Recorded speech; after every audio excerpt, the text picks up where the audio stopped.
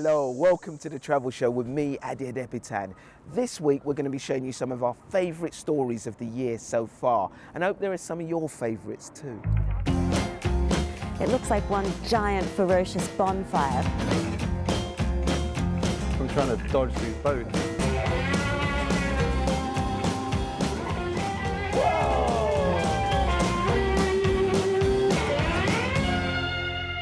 Well, we might only be 3 months into 2016, but the Travel Show team has already reported from all over the world. We've gone from India to Hawaii, from California to Japan. Let's start in Europe first, Germany to be precise. A country which has seen a large number of migrants arrive there in the last year. Now, we sent Rajan there back in January to meet them.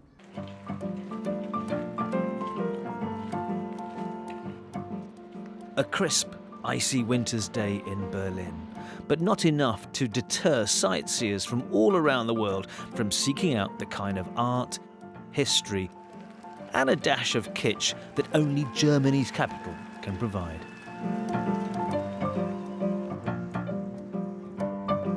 Kreuzberg has always been one of Berlin's edgier districts, buzzing with artists, activists, and bohemian types. Hello, I just want to say welcome. I came from Sudan and my name is Anur, so in German I came in March 2012. Now this district is the home to Refugee Voices, a solidarity tour which gives an insight into the experiences of Berlin's growing asylum seeker and refugee population. 1 million people migrated into Germany from war zones and troubled regions last year. Many abandoned crowded camps or lagers to head for Berlin. Why we choose here? Because here it's the Kreuzberg, it's the most people, their solidarity with the refugees. And all the people that Al-Noor is 30 now and came to Europe in 2012 after being forced to flee university at home for protesting against Omar al-Bashir's regime in Sudan. It was very cold, as I told you, we cannot stay, so we decided to ask the people we need place to stay because we cannot stay in the cold, there's nothing.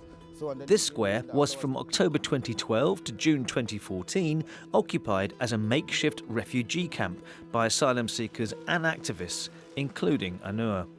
Over here was where you had the information point, so that's where you could go and find out, why they were here, what their aims were. This British tour guide was living just 100 yards from here before the occupation and returned from a holiday to find it utterly transformed. She was intrigued and had a brainwave.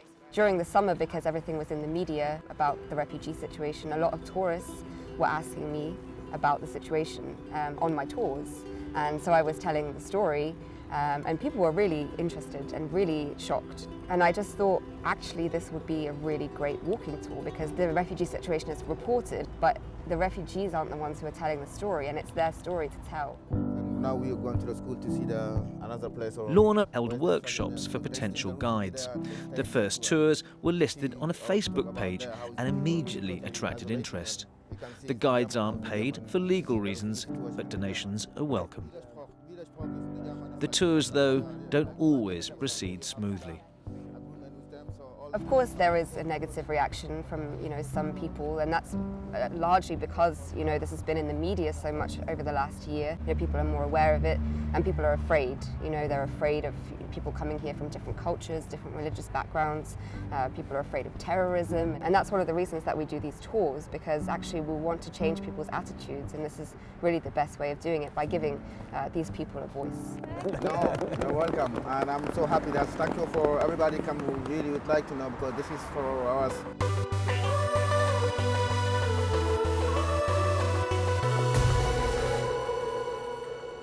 So there you go, the migrants who now call Germany their home, talking to Rajan back in January.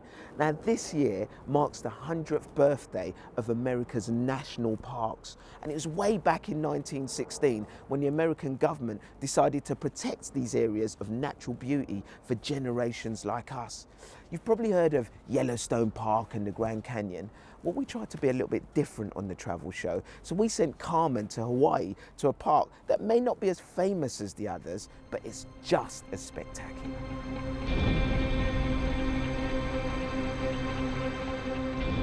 Hawaii Volcanoes National Park is a vast 1,300 square kilometre World Heritage Site and is located on the southeastern side of Hawaii Island.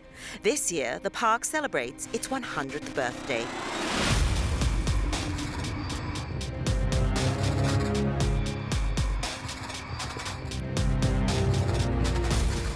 The lava is rising inside the Hale Maumau crater, a crater within a crater on the Kilauea volcano. It's considered one of the world's most active volcanoes, and it's putting on a show for visitors.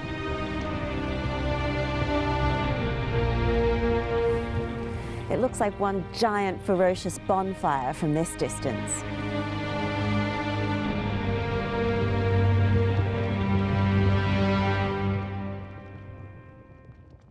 So this is the main active volcano here? That's right. We were looking into the heart of Kilauea volcano, and this eruption's been going consistently since March of 2008. There's no signs of it stopping at all.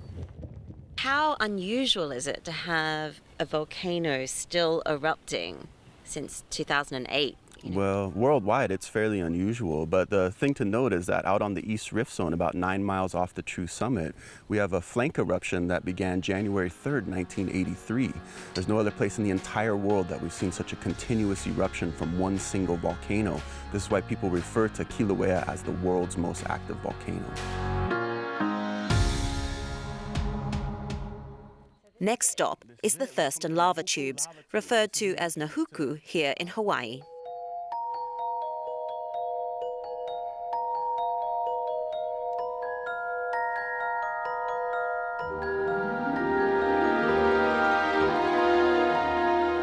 Wow, it's so big. I expected it to be a lot smaller. Isn't it incredible? Yeah, lava tubes, they come in all shapes and sizes. Some are 3 stories tall, some are so small you actually have to crawl on your elbows and knees as you maneuver through. So how are they formed?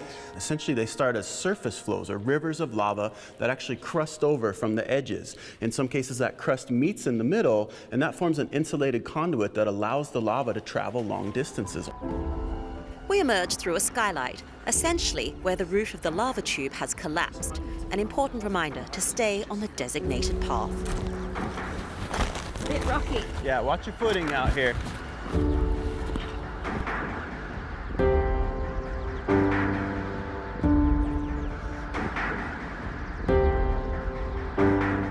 This is amazing to see this lava flow. It's crossed a whole road there, and look at this massive black swathe like a huge snake that's set against this green grass. I can't imagine how frightening it would have been to have this at your back door.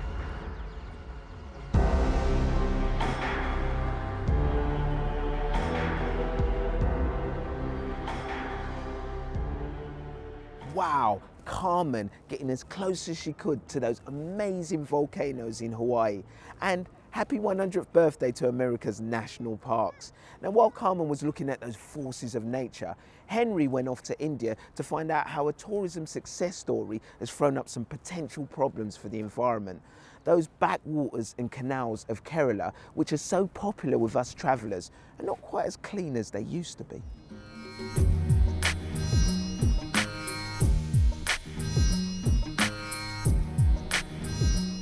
Kerala's calling card is its unique backwaters. A labyrinth of canals, rivers and lakes running 900 kilometers through the state. Now, I've been told that the best way to experience the true flavors of Alapi and the surrounding backwaters is on one of these things. It's a houseboat. So why don't we jump aboard? Right. Look at this. Now, when you hear you're coming on a houseboat, I'm not really sure what to expect, but this level of luxury is pretty mind-blowing. You've got all the mod cons, you've got television, satellite TV, and aircon to keep you cool in that Indian heat, but what's really surprising is have a look at this bathroom. Massive. From just a handful of boats in the 90s, there are now more than 1,000, offering people a unique insight into village life along the waterways. It was a very fast, dramatic change in the region due to tourism. It's become big business for tour operators like Biju George. What is the actual draw for a lot of tourists to come here and experience these backwaters? This region is called the Venice of the East, and the natural beauty of the region is one of the main attractions. That's why people come here to see and enjoy this region. This is Vembanad Lake. It's the largest lake in southern India. It's almost 35 kilometers in one stretch. It's really a huge lake. It almost looks like a sea, doesn't it? It's so big. The houseboat industry has created incredible wealth for the region and benefited lots of locals, from boat builders and owners to hoteliers and tour operators. But what's been the cost to the environment?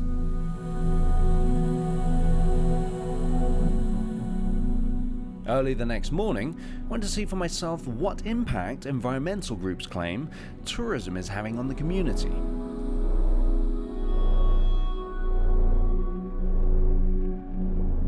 These guys have obviously come out very early in the morning. The sun's still coming up, isn't it? Yeah. So what are they actually doing?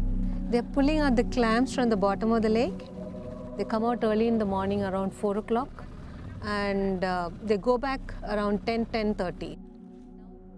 Campaigner Sudasoni grew up around Lake Vembanad. So they rely on the lake as such? Yeah, and this has been going on for generations.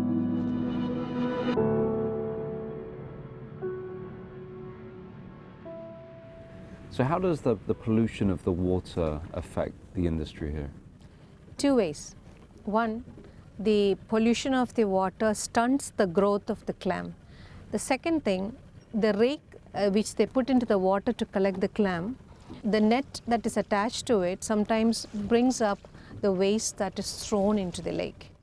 Suda is working in conjunction with the environmental group Tourism Concern on a new system of enforced regulations and certification for houseboats. She believes they cause much of the damage.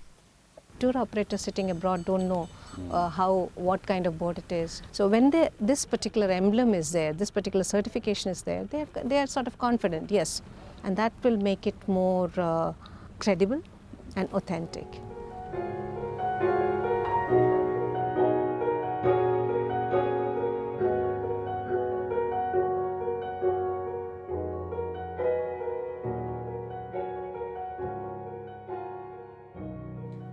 Okay, make sure you stay with us because still to come on the travel show, we head to LA where Krista has a go at a new dance craze called gloving.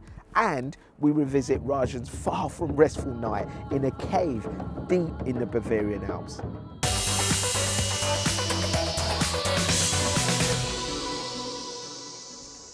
So a few months ago, we sent Krista to LA to try a hand out at a new dance craze that's making big news in all the clubs over there. Now, after you've seen this, you'll never look at a simple pair of gloves in the same way.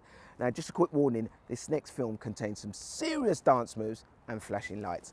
Oomps, oomps, oomps.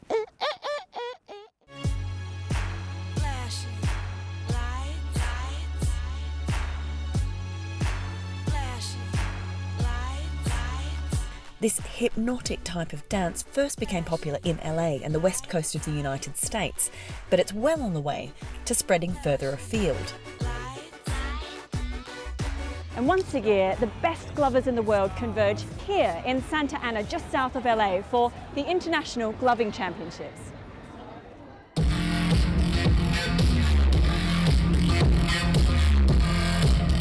Glovers perform what are called light shows, kneeling in front of one person to take up their entire field of vision.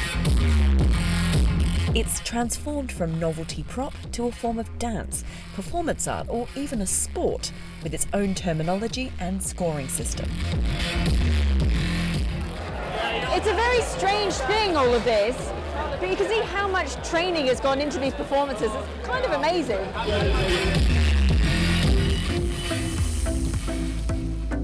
5 years ago, Brian Lim created what's now one of the leading companies that makes these gloves. They've built a huge community of glovers and host the International Gloving Championship each year. My girlfriend actually got me into gloving. She put gloves on me at the club of Avalon in LA, and I just fell in love. We created an event called Friday Night Lights. First week it was 10 people, then 20, then 30, then 50 to 100, until it was just like, get the hell out of here, kids. So how do these gloves work? It's actually quite simple. These are the E-Light microlights that actually go inside the fingertips of the gloves, and they have an accelerometer in here so that when you move it, it knows to change the colors even faster.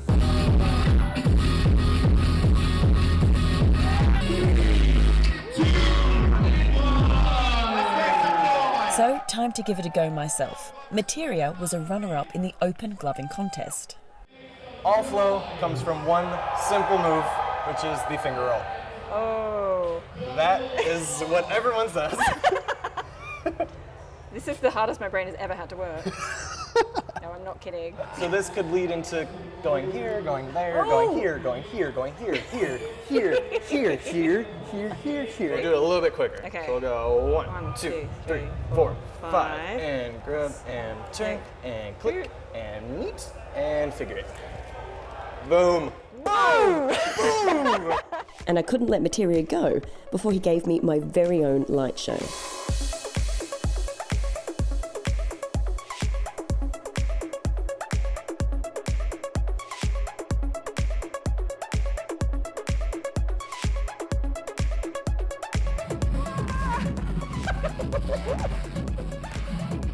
Oh my god. Well, that is tougher than it looks, but really good fun. Who knows? I might make a glover yet.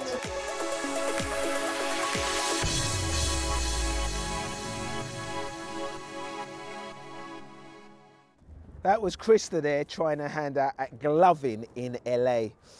I think you're going to have to work on those moves, Krista.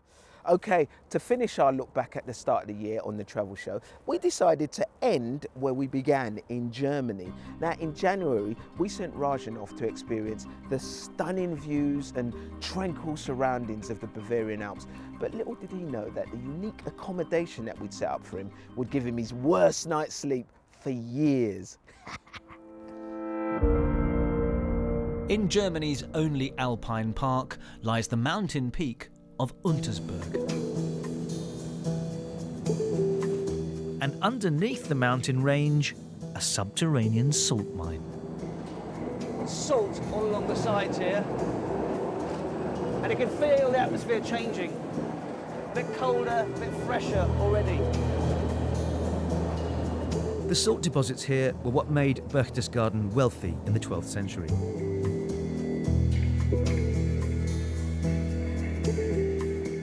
And slides like these were used by miners to move between levels. I'm sure they didn't see it as a playground, mind you.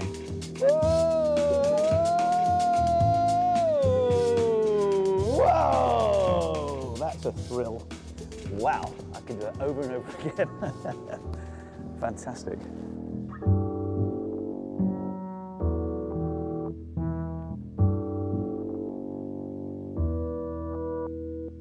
But there's more to this salt mine than just being a great source of wealth for Berchtesgaden, because this place apparently has got magical powers.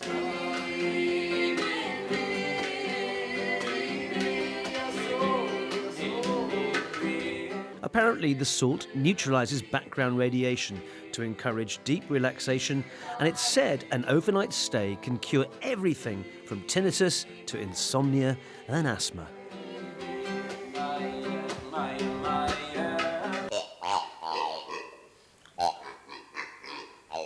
They call this event a sonic journey.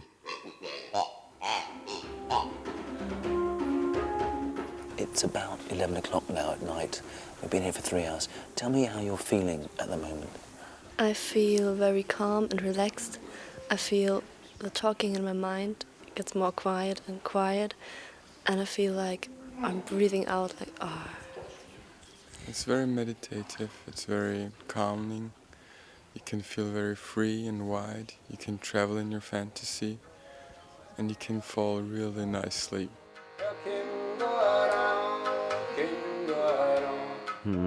As the night wears on, I can't seem to drift off quite as easily as my fellow guests.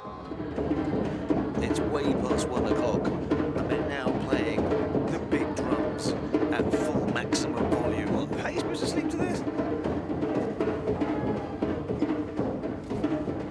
and on it went.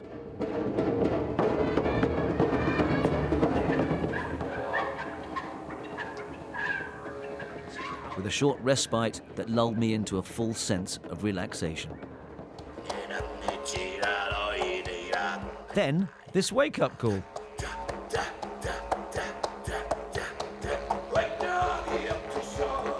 At 7 a.m, it was time to pack up and go, after not the best night's sleep I've ever had. We're on our way out, emerging bleary-eyed. I had a couple of hours sleep in between the booming drums and the didgeridoo. It's been an experience, let's put it that way. Wow, right.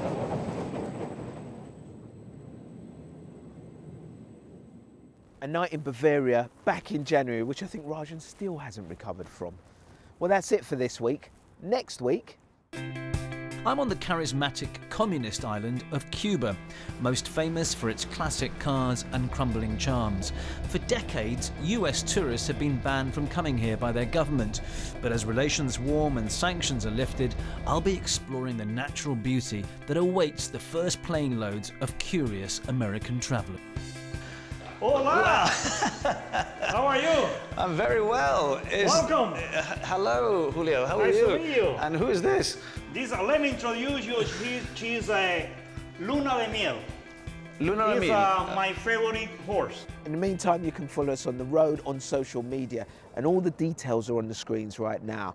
But from me, Adia Deputan, and all the Travel Show team, it's goodbye. See you soon.